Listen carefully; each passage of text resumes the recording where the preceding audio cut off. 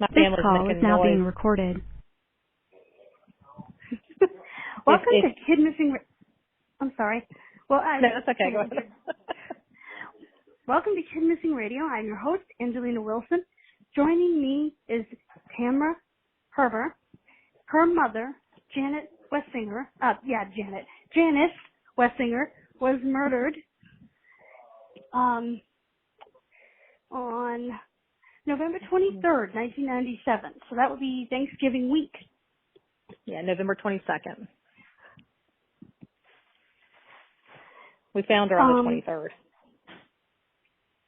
Right. Now, this is in Aiken, South Carolina. Correct. She was her church pianist.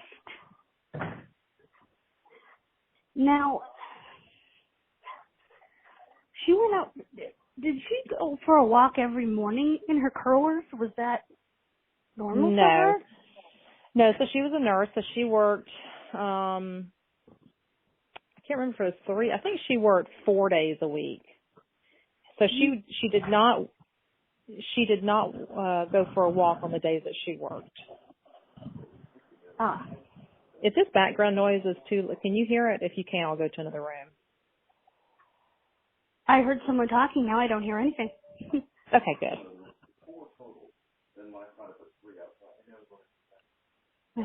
Now you probably hear it. Yeah. Yeah, let me go to That's another okay. room. Hang on.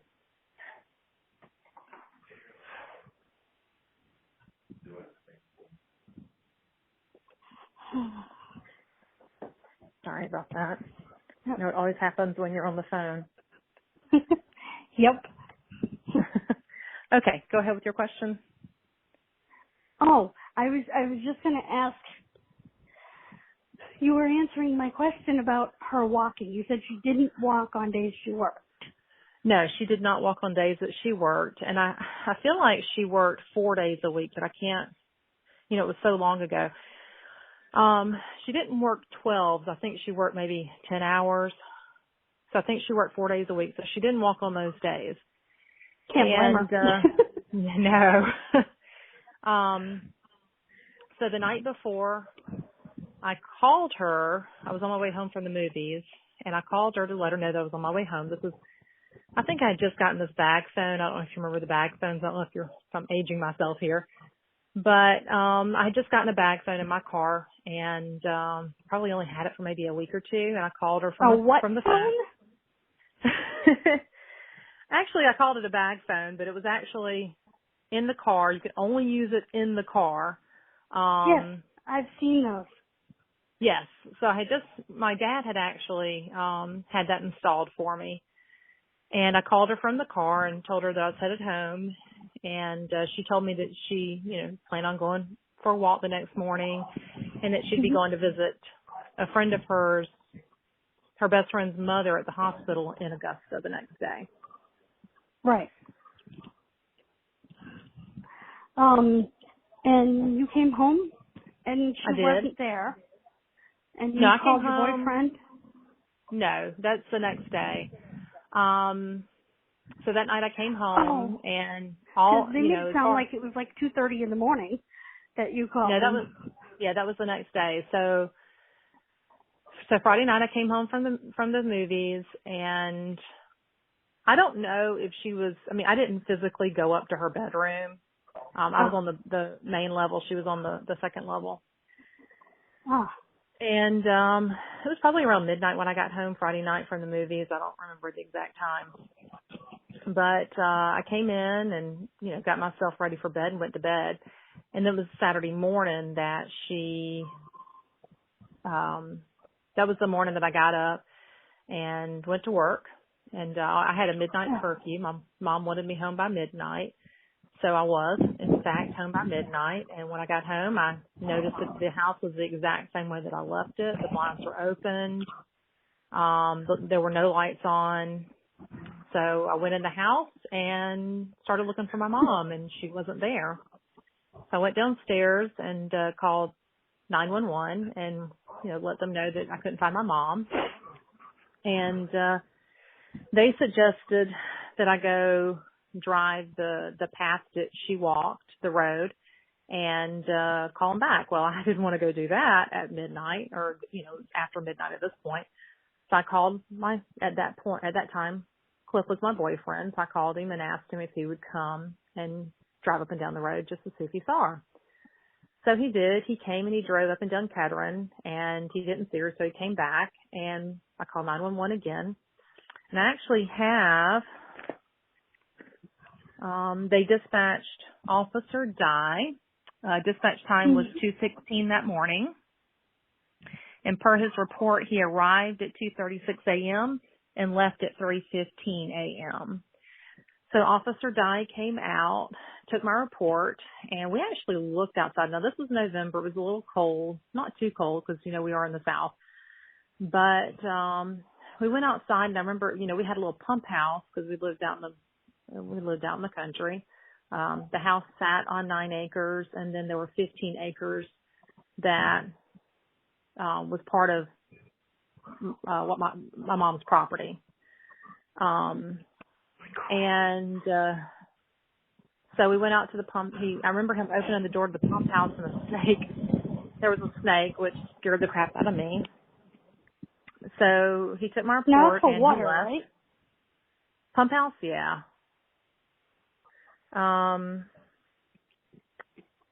So he left, and it must have been shortly after he left that I would have called my father. And I also called Juanita, who was my mom's best friend at the time, and she was actually supposed to meet Juanita that day. And I called them both, so it was probably 3:30 in the morning. And Juanita hadn't seen Mom. And my father... So she never met her that day? No, she never met her that day. And she never raised the red flag. She never made phone calls to find out what happened to my mom, which, if my best friend tells me they're going to show up and they don't show up, I'm going to make some phone calls and find out where my best friend is. But she didn't do that. I don't know. I've never talked to Juanita about that. But Juanita and her husband, Ken, and my dad all drove from Hampton, South Carolina, which was it's an hour and a half drive, but they didn't, they made it much quicker. My dad knew something was wrong. So they came, and I don't remember exactly what time they arrived, but I know that it was still dark out. We waited until, daybreak, and we all went looking. Well, Dad, Juanita, and Ken went looking for her. I had been up for over 24 hours at this point. So I was really tired and hadn't eaten in quite a while. So I guess I hadn't been up quite 24 hours yet. I got up I probably wasn't quite at 24 hours. But anyway, it was a long day, long night, long morning. And Cliff and I went down to McDonald's, got some biscuits for everybody, and came back. I do remember stopping by the church to tell the preacher that Mom wouldn't be there to play the piano because we couldn't find her. And that's when he said that he would send over the 2 deacons. Yep. So I go back to the house. Dad, Juanita, Ken, they had all finished walking up and down Kettering, and they had actually walked right beside the ant bed that Buddy saw the footprint in. So they had walked by there, and Dad is very adamant that he didn't see anything. So that's what made him go into the woods. My mother thought it was a little odd that he was the only one that... He was the only one that saw the road. Right. Well, so we all eat something, and Buddy and Alfred hadn't made it at this point. We all ate, and I don't remember exactly what time Buddy and Alfred got there. Probably 8:30, 9 o'clock. I don't really remember. It was before. Let's see. Actually, I think it was before 9:30. I think we found her around 9:30.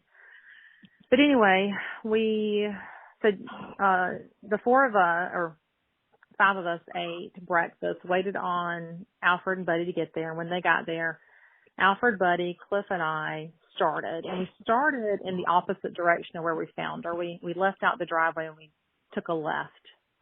And we're not far from the stop sign that puts us on Wire Road. So we started to the left, and there's a house there which actually belonged to it was my mom's deceased husband's grandmother's house. So we looked out, and she had a pretty big piece of property too. And she had, so we looked out, I think she had pecan trees and stuff. It's still a long time since I've been there. But anyway, we looked on the property and we didn't see her. So that's like we leave there and we turn to the right. We pass my driveway and then we keep going. Mm-hmm. And we went down to the interstate bridge, and on the way back, Buddy was in front. Cliff and I were not far behind him, maybe 10 feet behind him. And then Alfred was behind us. And Buddy was on the left-hand side of the road. Cliff and I were on the right-hand side of the road. And I watched him walk into the woods, and kind of like he went down into, like down the embankment and then into the woods. And by the time I made it to the entrance of the woods, he was coming out. And the look on his face was all I needed to know that what he found wasn't good. I never went into the woods. I stayed out on the road and went back and got my dad, and I called 911. And then I think Alfred took my dad. My dad did physically see my mother in the woods. She was, I don't know how far off the road, maybe 10 feet, 20 feet. I don't know. I never went in there. But my dad described it as being, her basically lying in a very big briar patch.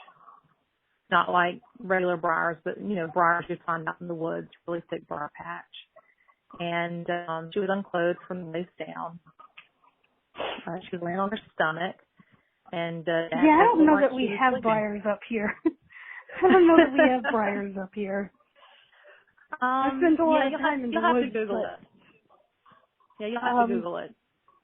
Yeah, I grew up right next to a big woods, and we have a state forest in our town, so yeah, this is pretty rural. But our street is not. Our street is one of the main roads. If you were taking a walk on our street, unless somebody dragged you up behind my house into the woods, Yeah. Somebody's bound to hear you pretty scream. But it doesn't sound like anybody would have heard her scream because of the distance between properties. Well, that's not necessarily true because it was hunting property. There was hunting property along this area. Oh. And I was told I know both Alfred and Buddy both hunted not only on the property she was found on, but a piece of property across from our house. Oh, really? So, yeah. Now, it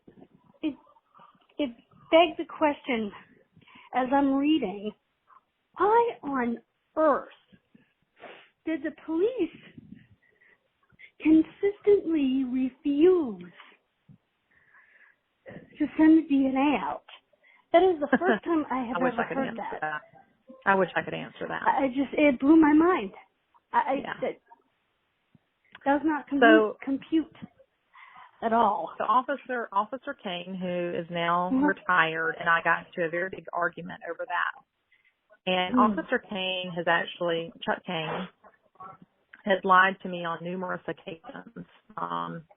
When I met with Chuck Kane in 2008, he told me that my mother had figure eights cut all over her body, which is not true. I actually have the autopsy. She had what all over her body?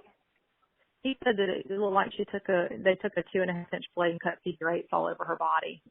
And I can assure you that is not true because, like I said, I have the autopsy. What a terrible thing to have to look at. Yeah. Right, but he lied to me, and I could never, it wasn't until 2013 when I actually reached out to the original investigator, Investigator Kangas, who is now he's now moved to a different state. He's no longer in the South. And he was like, no, that's not true at all. That's not true at all. So Chuck Kane and I kind of butted heads quite a bit, and he refused to send off any DNA. He said, we've got one swab left, and I don't want to waste it. And we argued quite a few times about that, and Yeah, we and never not putting really it in saw eye CODIS to eye.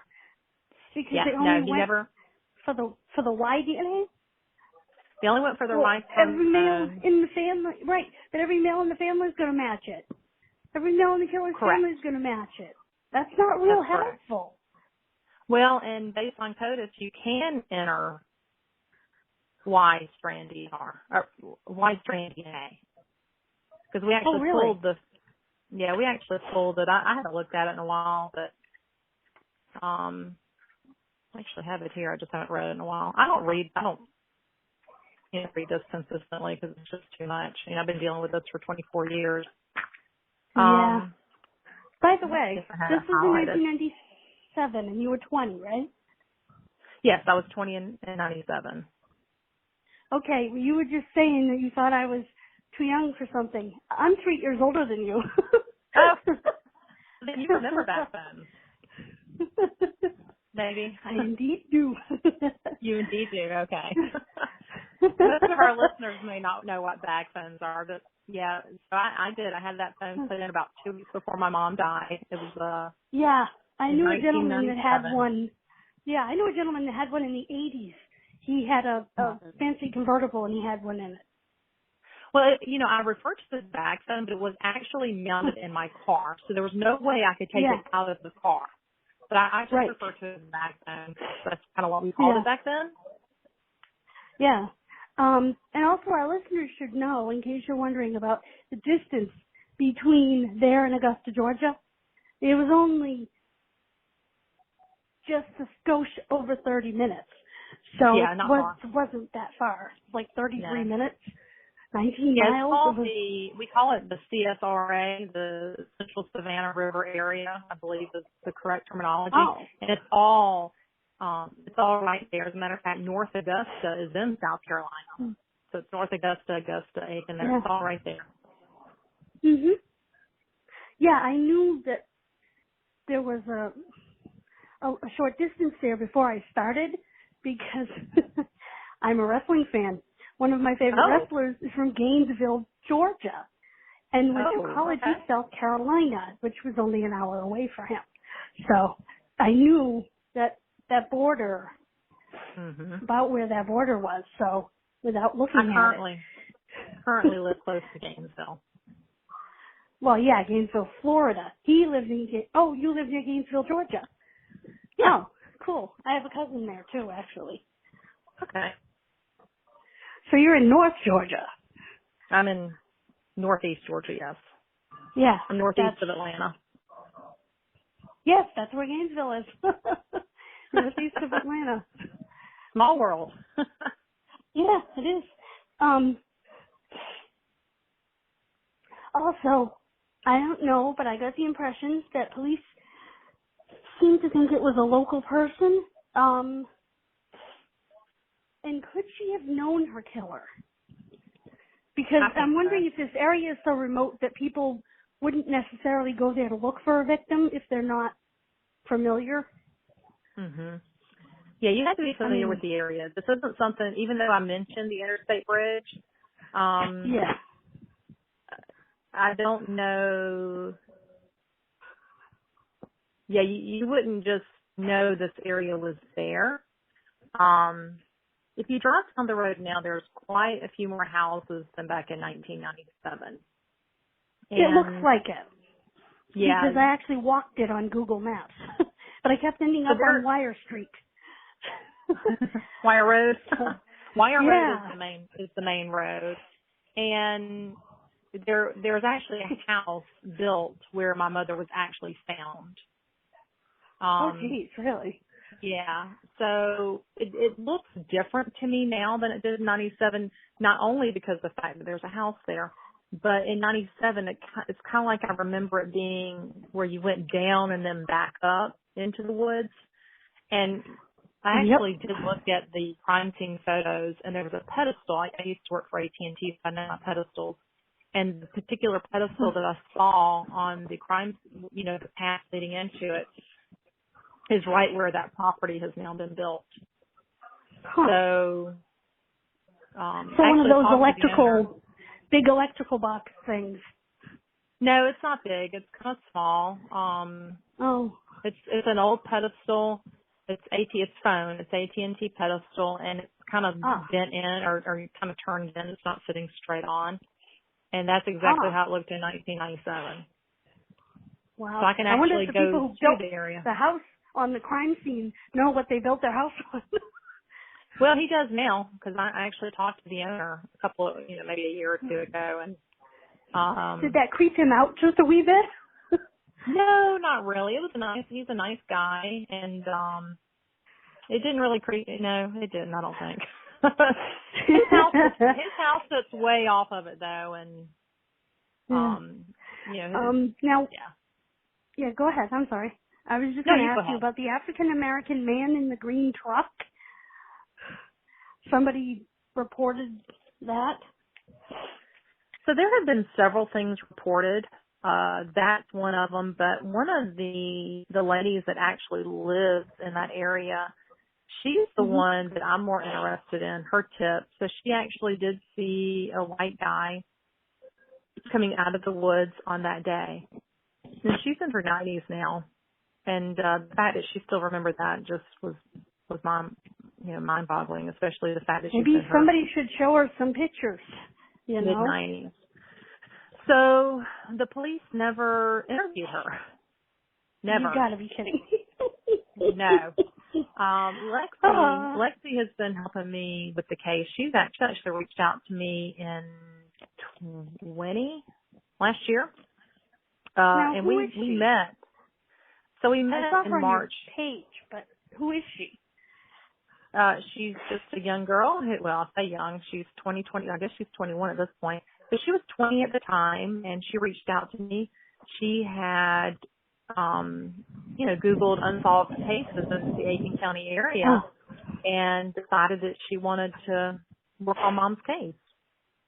So she called me up one day or she messaged me and said, do you mind if I meet with you? And I said, I don't mind, but you're going to have to drive to me. I was in school at the time, and I didn't have time to drive to Aiken. So her and her mother actually drove to my home. We sat here for a couple hours, and at first I was kind of skeptical, and I didn't want to just pull out my 3-ring binder here. But after talking with her and seeing that she came with a 3-ring binder and she had done a lot of legwork, she had gone as far as she could on her own. And there wasn't a lot in newspaper archives, believe me. I tried. No, there's not. But I showed her emails, and basically what I sent you, I have an email. Yeah. What I sent you was I like the timeline you sent me. Well, and it's all, I have all those emails, so that's all. Yeah. I just kind of copied and pasted from those emails and put it all in one timeline, and that was when I was trying to find a podcaster. So I was sending that, that was because that wasn't the email I sent to podcasters initially. The first one was more of kind of, this is what I would like to have done. And if anybody reached out to me, then I would send them the timeline. So the timeline is perfect. all the pertinent information and all the legwork I've done, everything that I've done to try to get this case moving forward instead of, sitting there collecting dust. So Lexi came to meet with me, and she's done quite a lot of work, and she's actually the one who reached out to the tipster. I think she's 93, 94 now. But she's the one that reached out to the elderly lady, and she actually talked to her, and the eyewitness said that, or possible eyewitness said that police never called her back. Wow. Now, they should have made a friggin' sketch. Or they should have drove out there and met with her. I mean, yeah. She saw a man coming out of the woods on the morning my mother was murdered. And you don't go out there and interview them. The other problem could it be when you guys were searching, or was it before that? So when we were searching, it wasn't just one person, and there wasn't a car parked on the side of the road. She actually saw a man coming out of the woods, and there was a car parked on the side of the road. So when we were searching for her, we were all on foot. There was never a point where there was a vehicle parked on the side of the road. And when the authorities showed up, there were quite a lot of them. We had the sheriff's department, SLED came out, which is the South Carolina Law Enforcement Division. We had ambulance, so it was quite a few vehicles at that point. So there would have been and I think there was an ambulance there too. Yeah. You know, I have to tell you, as I was reading your timeline and reading the articles, it was like a cartoon. I swear my face got redder and redder and more smoke came out of my ears until the top of my head blew off. Because there's so many opportunities for forensic evidence in this case. I remember your father saying there was a bloody fingerprint on the back of her blouse. Her other clothes were folded neatly off to the side. Touch DNA, fingerprints. Were there fingerprints on her glasses? Were there fingerprints on the, and this is something else, folks, a key had disappeared to the house. And all of a sudden, they're walking back in the house, someone looks down and it's in the potted plant. Yeah. Her glasses were missing too. So they didn't find her glasses until a week later. I don't have the exact date because when Kangas gave me the form, it was actually not on here. But I can tell you it was December 4th was the day they actually went back and found the glasses. But when Kangas brought me the contents, so she had 2 white wedding bands that she was actually wearing when she died. When they brought those to me, I looked at the form of the contents that were on her body, and I looked at Kangas and I said, "Where are her glasses?" And he said, "What glasses?" I said, "The glasses that she was wearing when she was murdered." So she died on the 22nd of November. On the 4th of December, they went back and found her glasses. And then when I went, No, I was going to say that made me wonder if somebody whacked her in the face and knocked them off and they flew a few feet away. So I actually saw the crime scene photos, and I can tell you that her clothing was not neatly folded and it was scattered. But you're there to work a crime scene and you missed her glasses. Come on. You're supposed to circle several feet out from the actual victim, aren't you? I mean... Right. Well, her shoes were away from her. Her jogging pants were away from her. Her underwear, nothing was close to her. It was... And based on the coroner's report, which I've had the whole time, they actually state that... Let me find it. It actually states that, here it is, an obvious area of struggle which presented itself in a horseshoe-shaped pattern. It appeared that Wessinger engaged in a struggle with an attacker moving towards the left from where they entered into an area of heavy growth. As the struggle ensued, they worked themselves back along the same path that continued towards the right from the original point of entrance. Along this route, Mixon is my mother's maiden name. Mixon's jogging pants inside out, panties, shoes, and hair rollers were found. And then it goes on. But, so there was an actual struggle. My mother fought for her life. A lot of people mentioned as I was researching this that they thought it was odd that she was out in her curlers. Some people said, if you jog in those, that'll hurt. Well, I heard she was walking, but... Yeah, she was jogging. My mom didn't jog. She was walking. Whether or not she actually went for a walk, we will never know. Could she have gone for a walk? Yes. Could she have been abducted from the house? Absolutely. Absolutely. But there was no sign of struggle inside the house? No, there was no struggle inside the house. The only thing that I noticed was her tube of Vaseline was on the banister outside on the railing. And my father noticed that on the opposite end of the house, there was an area where it had been recently raked. But no, there was no sign of struggle from the house. And you can't see the house from the road. Well, you can now, but in 1997. Recently raked. And Dad said her tools were also out.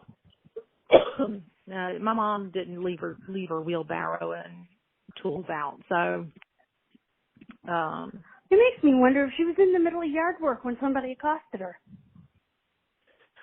You know, my mom loved to be outdoors. Loved it. And she had a little pond with little, with fish. I mean, I say little, but it was outside. It wasn't, it was one of your yard ponds, a little tiny thing. It wasn't deep or anything. Yeah. It had fish in it. She had her flowers. And, she could have been sitting out there and just enjoying the morning. Yeah. Oh, absolutely. I can see when my mother was healthy, she uses a wheelchair and a walker now, but she always grew flowers and we grew vegetables at one point, but she always grew flowers. And so I can definitely see my mother out deadheading her flowers and doing whatever and, Yeah. So. My memories aren't, it was 24 years ago. My memories aren't perfect by no means. Yeah. And I feel like her intention was to go for a walk that morning. I'm probably one of the few people in my family that think that is what happened. Yeah. And they made it sound like your dad still cared greatly about your mom. The way he got down on one knee and almost said goodbye. It just seems to me like... my dad loved my mother. He still loves my mother. He still regrets how that all played out as far as their divorce goes. We all make mistakes, and my father made a mistake. Course. My mother made a mistake. They both made a mistake, and Now, before I go back to the DNA, I just want to mention that Lexi actually made a GoFundMe to help you put up billboards. And a lead was actually generated from that. And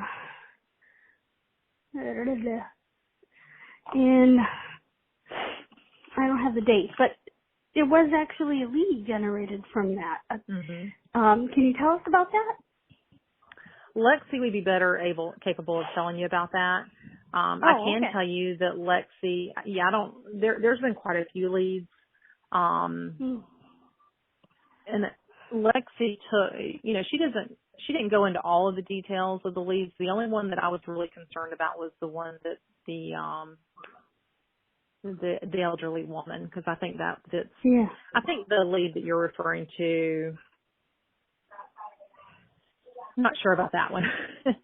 But I know that Lexi took all of that information to the sheriff's department, and the sheriff's department, I'm not sure if they followed through on any of them, but they didn't want to meet with her.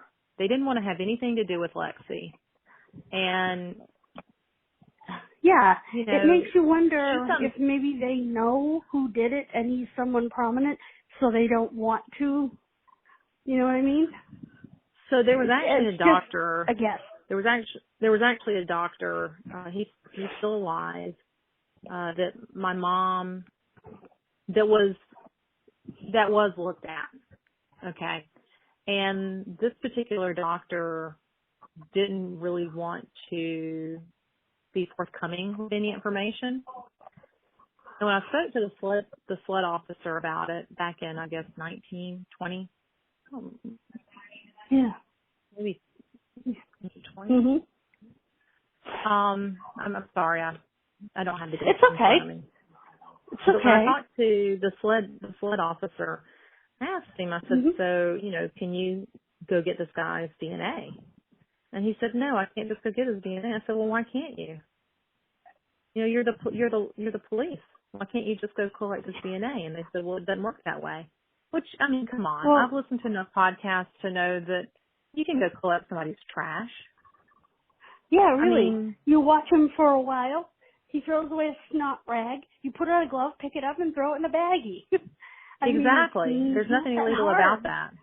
Or you go to, you throw anything, you watch somebody, they throw a cup in the public trash. You can go gather that. And he told me that they couldn't do surveillance on him, which I was like, fine, I'm not going to argue with you. But I found out from another reliable source that this particular doctor was did SWAT training with the sheriff's department. Lovely. And so this is a doctor she worked with?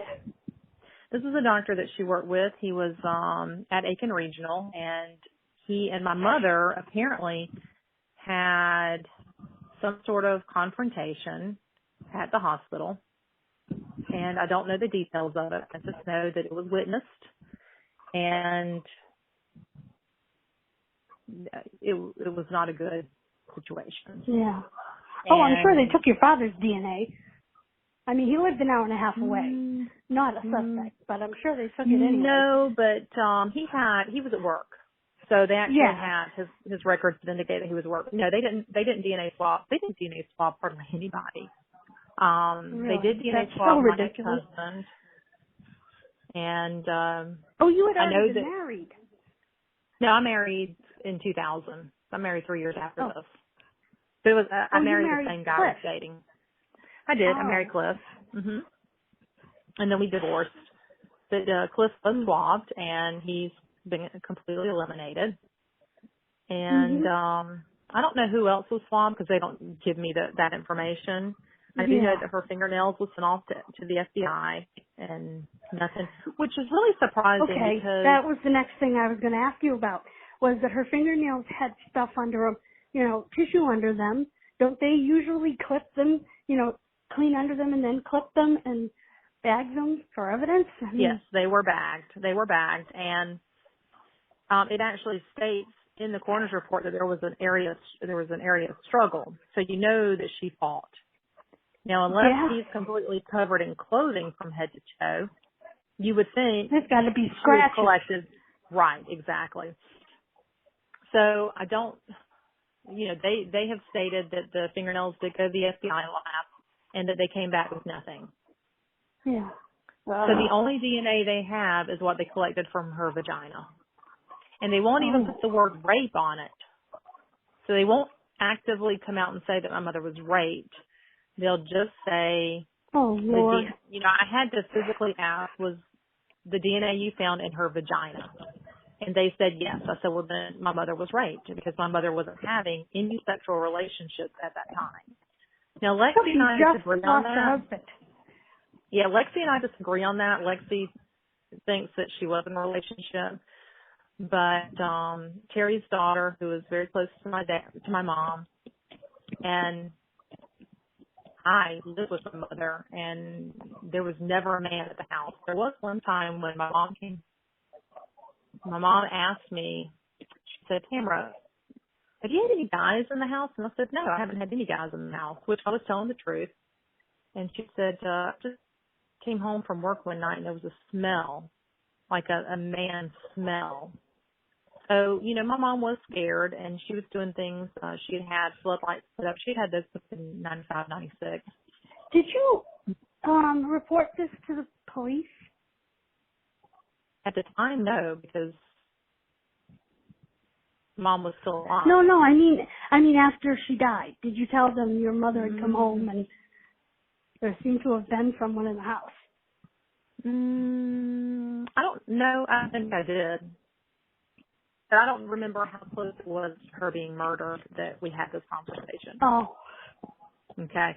Because there were several things that led up to being suspicious. My mom had purchased these things that you put on the inside of the door, so like the front door, the back door, and if they're jiggled, it would make this very loud noise, which it did one morning. Mom was upstairs. It was very early in the morning. I was probably still asleep, and it woke me up. But I remember we both met at the front door and just kind of looked at each other because it was going off, and we had to actually go physically turn it off. So my mom had been she was scared. Whatever was going on, and that's only what she told me, like the smell in the house and of course the alarm going off. And then the missing key, she did come to me one day and asked if I had the spare key, and I said, no, I've got a key on my keychain. Why would I have the spare key? Keep in mind, I was 20. I was probably a little smart ass about it. But I was like, no, Yeah. I have my own key. I don't need the spare key. And, back in 1997, we didn't have key fobs. So you had to physically have your keys to lock, to unlock your car door. And, Right. You always had your keys, because if you didn't have your keys, you couldn't get in your car and you couldn't get in your house. So Right. I always had my Exactly. keys. Today you don't even need a key to start your car. No, you don't. You don't even need a key to get in your house. You just punch in a code. So, Yeah, well, I live in an apartment. I still need a key to get in, but yeah. everybody I know has a button in their car. Their key fob is close to it, and they press the button. Okay, I don't have that new vehicle yet, but I can remote start my truck, which my mom would absolutely love, having that remote start and that heated steering wheel. Yeah. Or heated seat. I often think about the things what she would think about these, our new technology. Yep. My father's last car didn't have as many bells and whistles as a lot of them. It was a 12, but it still had too many bells and whistles for him. For him, he was in his 70s. Oh, so yeah. he's like, I don't want all these bells and whistles. I love my bells and whistles. I don't know what they do. And the dealership said, you don't have a choice, Mr. Wilson. I know. That's the way they come.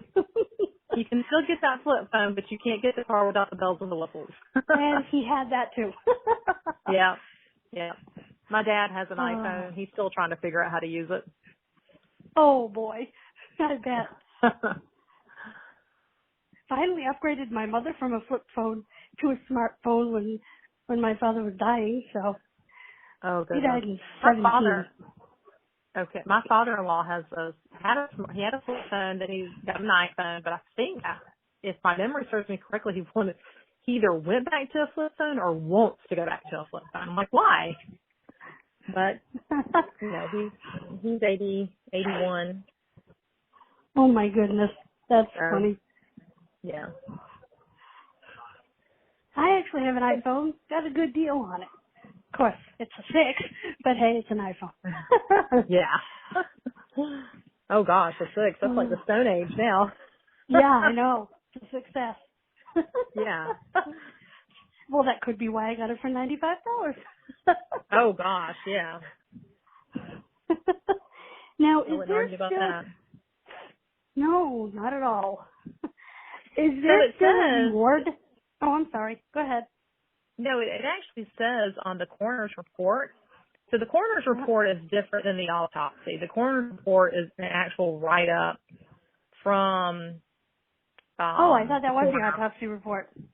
No, it's a completely different document. But it actually says on the coroner's report, and I just noticed this, that it says that she was found at 9 a.m. on the 23rd, and that she was pronounced dead at 12:15 on the 23rd. So this says that she was found at 9. So I guess we started looking for her before 9:30. So what? Did they have any idea of time of death, like when she was killed?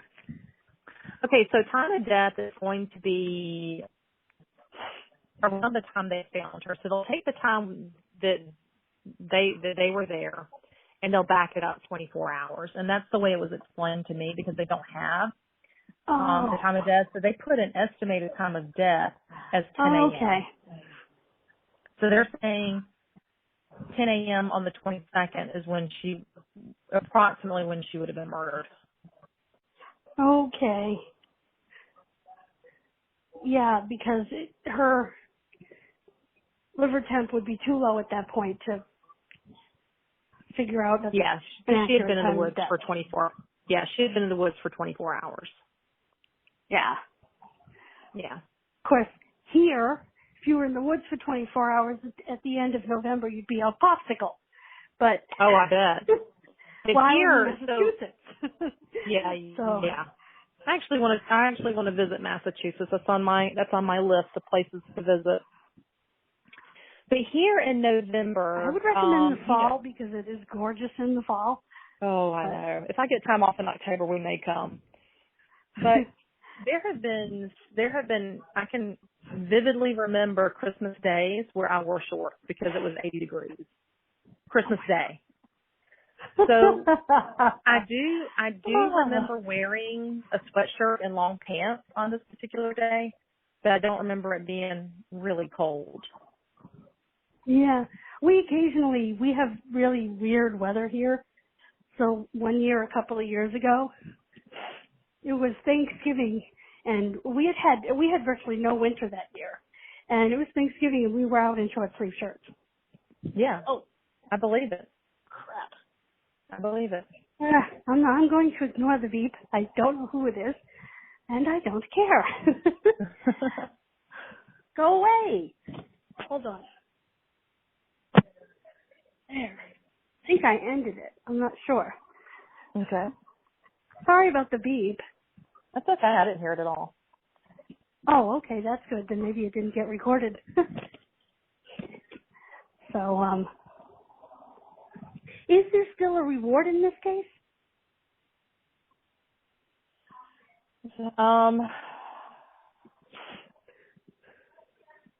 No, Okay. not to my knowledge. Okay.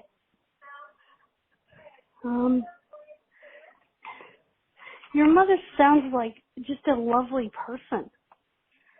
She was a wonderful woman. She loved being a part of the church. That was a big deal for her. You know, she was born and raised in church.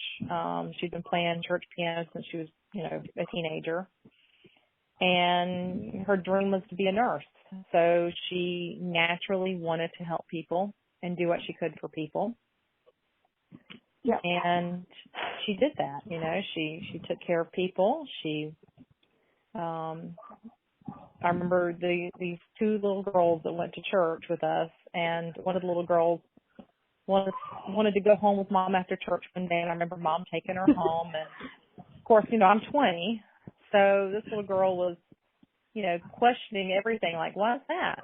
What are we doing? I mean, it was questions, and that's all I remember of this little girl. Of course, this little girl's no longer little anymore. She's, you know, a mom herself. But Oh, wow. yeah, but, you know, she took this, you know, 7, 8, 9-year-old, I don't remember exactly how old the little girl was at the time, but she took her home, and you know, they did things in the yard with Mom's flowers, and, you know, I don't know what else they did, and then she took her back to church that night. But that's just the type of person she was. She, you know, she loved sewing. She loved being in the yard. She had a very small circle of friends, which I'm kind of the same way. I'm kind of the same way. I don't have. Go ahead. I was just going to say, the more you talk about her, the more she reminds me of my mother. I mean, my mother always had every kid in the neighborhood, to the point where her doctor said to her, "How many kids do you have?" She only have one. Her best friend, who's still her best friend 40 years later, her husband said, "I've only got 10 kids." No, she's only got one. She just has all her nieces and nephews and all the neighbor kids, and she got us all ready for school, made sure all our teeth were brushed, faces were washed, hairs were combed, that we had our breakfast. She did it for all of us. Yeah, well. She made every little girl in the neighborhood, she crocheted every little girl in the neighborhood a Cabbage Patch Kid. She would buy the Cabbage Patch heads, and she crocheted every little girl in the neighborhood one. Oh, wow. That's just what she did. Yeah, that's... You know? And she was a nurse's aide. Very special. Yeah, you know? okay. She was a nurse's Imagine aide. that. So, yeah. So for me, I'm listening to you and I want to cry because it just reminds me of when I was a kid, you know? Yeah. My mom she was very special to me. I loved her dearly, and I wish that I could share, you know, my children with her. She's got, well, she had a total of 5 grandchildren, but my brother's son actually died a couple of years ago. He had a congenital heart defect. And I wish that, you know, she could have met my children and my brother's kids and, you know, been a part of our lives. You know, I was 20 when she died. My brother was 24. I'm now 44. My brother's about to be 48. And we have lived longer without our mother than we lived with her. Yeah, that's such a shame. Yeah, I'm about to be 47 Wednesday. Oh, well, happy birthday. So, but I couldn't imagine living half my life without her. I wouldn't know what to do. You know, I know. That's kind of how I feel, and it's hard. You learn to just do it. You know, you don't have any other yeah, option. It's either do it or don't, and well, not doing it's not an option. So I live, and I remember her as often. You know, there's not a day that goes by that I don't think about my mother. no, and you keep her alive to your kids. Oh, You know, absolutely. my As a matter of parents fact, I always always did refer to that with my grandmother. right. Yep. Oh, you refer to So, her in the present tense. oh no, I don't do that. No, I Oh, don't. I I thought that's always what you were gonna say. Because we do no. I that was with my gonna father say still, and it's been almost 5 years. no. I always refer to her as my mother, and my daughter was Yeah. like, you know what? My daughter would refer to her as Mom's mom, and she's like, you know what? I'm gonna start calling her Grandma J. And Oh. because she never she was never given a grandma title because she didn't have grandchildren when she died. Yeah, So I whenever wasn't she able to talks have about her, children, so. oh gosh, I'm sorry to hear that. Yeah, my parents have been very good about it, but from the time I can remember, my father would talk, because I was the only child, would talk about taking his grandson fishing after he retired and stuff, but never Mhm. really got to retire, so. Right. But that was his dream, was to have a Yeah. grandson he could take fishing. He took me fishing. Well, there you go. Not what he So, wanted, but what he got. yep. So, So what other questions do you have? I just wanted to, I love talking about who the person is, and I love that you just shared that with me, because that's just wonderful, even if it made me want to cry, because it reminded me so much of my own mother. I do this, because part of what I want is for the people to be known as the people that they were before their lives came to a tragic, abrupt end. Because, Mhm. there's a saying. There's, on your tombstone, there's your year of birth, there's a dash, and there's your year of death. What you did in that dash is what matters. And Ooh, I like that's that. what I like people to know what these victims did in that dash. And you just put it so eloquently what your mother was like in the story of the little girl. And I want to thank you for that. And I want to thank Lexi because she's amazing. I don't even know her and Lexi is she's amazing. amazing. Lexi is So, amazing. She has worked tirelessly to help me, and it's unfortunate that we're being stonewalled by the police department. And I've actually yeah. threatened to contact my state representatives concerning their lack of investigation, which is exactly what it is. Yeah. And the thing is this isn't easy for me. No, I wouldn't And imagine. Lexi and I actually had this conversation a while back. This isn't something that you can do every single day. You have No. to work on it a little bit, and then you have to take a break because you can't, because it's too much. It's too Yes. much when you have a police department that refuses to help you or Yeah. refuses to do anything to solve a case. And that's their job. They chose that job. I chose to be a nurse because I want to help people. I want to do Oh, everything you're a I nurse. can to help. I am a nurse. But I thought maybe you would follow your mother. I was going to ask you I about that. did. I did. So I chose my job, and I choose where I work. I'm a bedside nurse because I love people. I love helping people. I love Now, what seeing does that people. mean? What does that mean to help people? No, bedside nurse. Oh, bedside nurse. I work in a hospital. Oh. Yeah. So I'm a bedside nurse in a hospital, and I go in every morning. I meet my patients. I have 5 patients, and I take care of them. I take care of every need that's within my scope of practice, which is exactly what my mother did. As a police officer, you choose to be a police officer to protect your, the Absolutely. people in your community. And you have a sheriff, an investigator, 2 investigators actually, that are currently assigned to my mother, and you have flood agent, and you have, I don't know however many other people that are just ignoring my mother. And she's not the only cold case in Aiken County. There are plenty of cold cases in Aiken County. And they're doing nothing for these families. They're doing nothing for these victims of violent crime. Can you get the state police maybe to step in? Oh, SLED, absolutely. SLED is on the case. It's our state law enforcement division, and they are doing nothing. Oh, that's your state police. Okay. That's our state police, yes. They're doing nothing. And I tried to get the FBI involved, and the sheriff's department won't help me. The sheriff's department won't do anything. I tried to get some of these crime shows on TV to help out. Without police involvement, they can't do anything. So you have, I have a situation where I have no help. And unless I told my mother that. I said, the police didn't even want to go to America's Most Wanted when America's Most Wanted wanted to take the case. And she just looked at me and said, why? They didn't want to. And what would that tell you? That would tell you that they possibly know who did it. Or that's what I said earlier. Yeah. As a matter of fact, there was a convention going on right around on Weiner Road. I don't know how far it was from the house, not very far. And there were several hundred people there at this particular convention. At the time, in 1997, the police department wouldn't even pay to allow the investigator to fly to the states that these people lived in to investigate them. He had to do he had to interview each one of these individuals over the phone. God.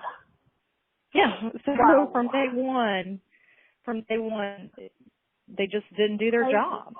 Yeah. It's a good thing that your mother has you as an advocate, because you sound like as much of a pit bull as I am when it comes to my parents. So I am, but there's only so much I can do as a civilian. There's only so much I can do, which is the problem. And until I have the funds available or can find an attorney that's willing to take on Aiken County, then there's nothing that can be done. And I do intend investigator to spoon feed the information, Well, and I do intend at some point to reach out to state representatives. I've got too much on my plate right now. I'm back in school, and I just need to get through this before I go any further with it. Yeah. Reach out to who? My or South Carolina state representatives. Yeah. That's the only other option I know that I have other than hiring an attorney. But that costs money, and, I have 3 teenagers. Yeah. So. Yeah, can you say college? Exactly. So.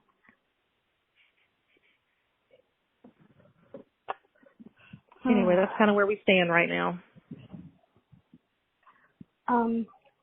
Well, I can promise my listeners I will keep them up to date if anything happens.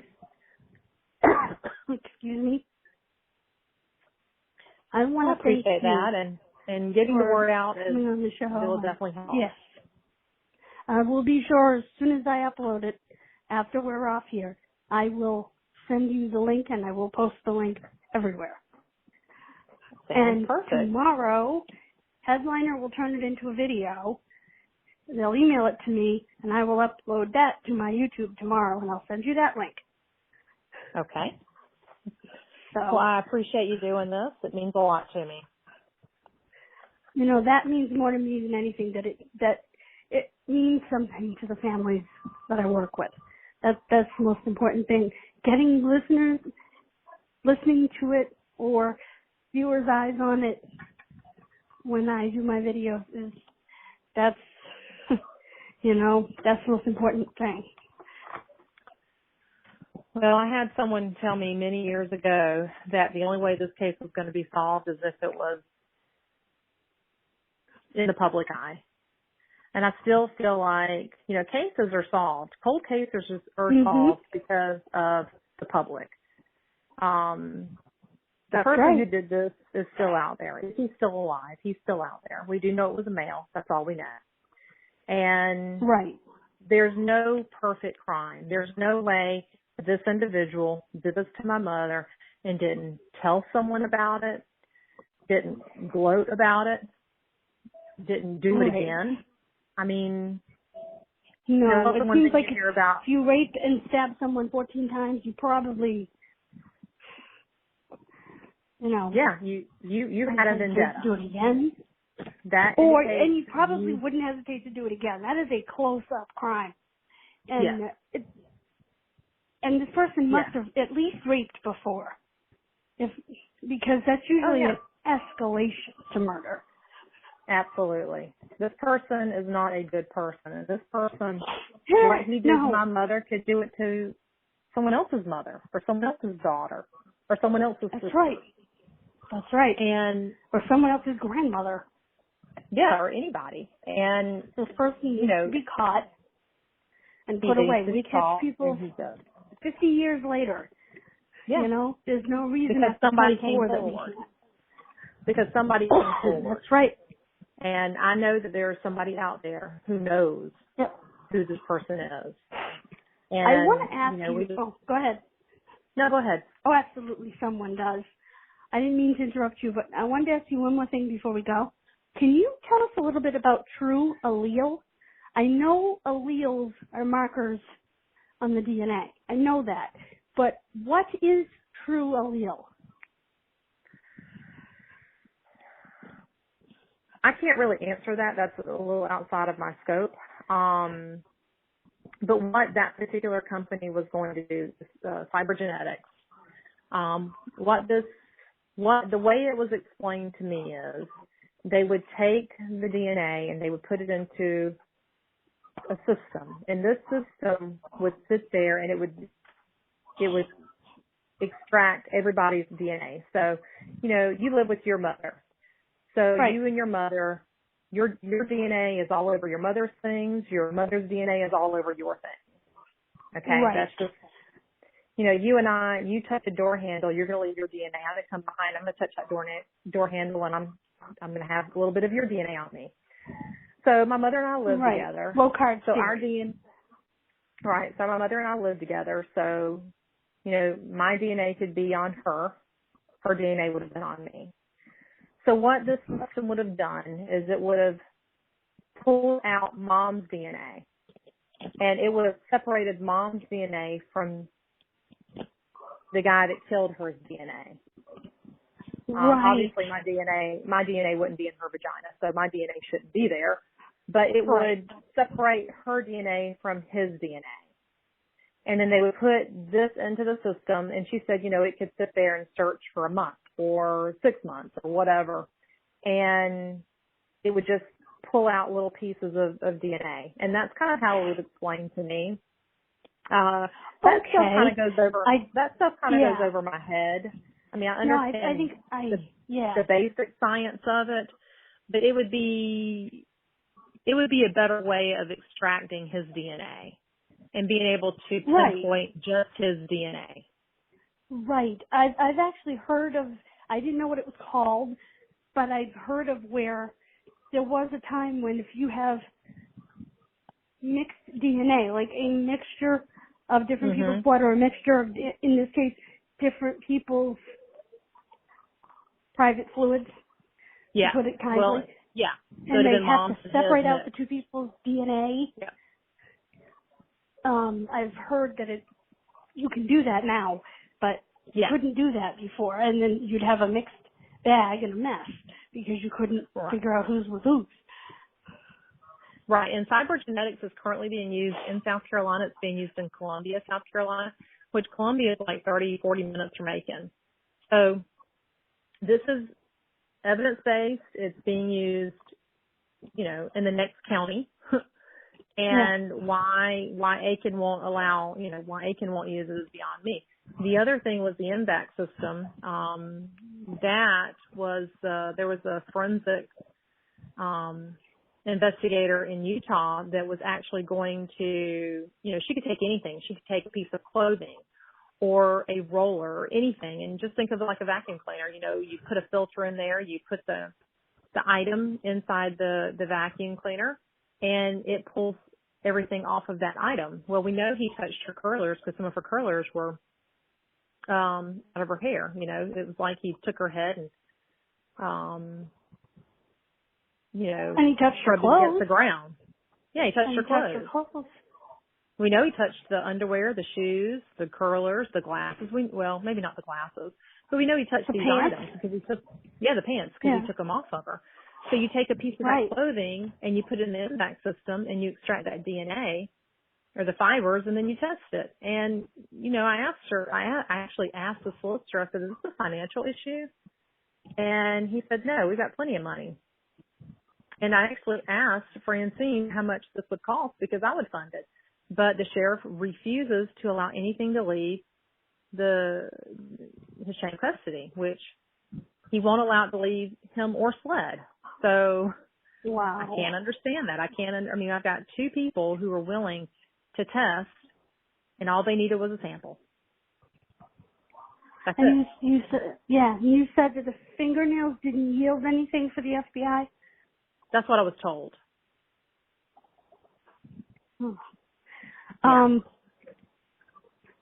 That's unfortunate. Yeah.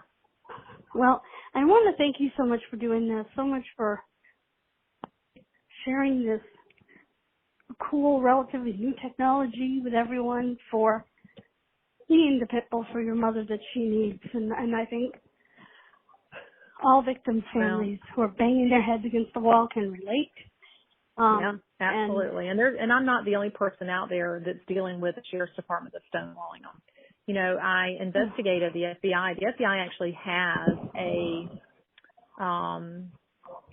lab that they will. It's for what's the word I'm looking for? Sorry, I just drew a blank. That's okay. Violent cold cases, violent crimes, and they will actually take all the evidence and they will actually test it. And I even tried to get Sheriff Hunt. Sheriff Sellers was the original sheriff, and he's deceased. Sheriff Hunt is the current sheriff. And I actually told him about this. I took all the information to him, and he said no. He said, and I quote, "I will not allow anything to leave my chain of command, my chain of custody." And I said, well, I don't understand that. The FBI is the federal government. And they were actually there when my mother died. There was a profiler present, and he actually profiled the individual that murdered my mother. Yeah, so I read that. He was there when you were interviewed. He was. I don't remember anything about him. There were a lot of people in that room when I was interviewed. But, I can't fathom why I can understand not wanting to send stuff to the Sorensen lab, but I just don't get it. And that only tells me one thing. Yeah. They know something, exactly. and they're covering it up. Mm-hmm. They're covering their butts is what they're doing, because they know they botched it. You're right. CYA. Yeah. And folks, you may not know this. Matter of fact, I know you don't. One of the detectives that was originally on the case actually works in the town in Utah where the lady wanted to do the test. Yeah, he actually referred me to her. So what the heck is the problem, folks? Well, he was actually told to stand down and stop talking to me. Oh my God. Yeah. Yeah. Yep. Well, again, I want to thank you. You're an inspiration to victims' families everywhere. You are amazing. Well, thank you. I appreciate it. And you're amazing for doing this, because thank you. And without I want to thank you, Lexi. we don't get our voices out there. That's my goal. I started doing this when a little girl, I started doing this because a little girl went missing when I was 11 years old, she was 9 years old. Changes your perspective of safety. It does. And so, absolutely.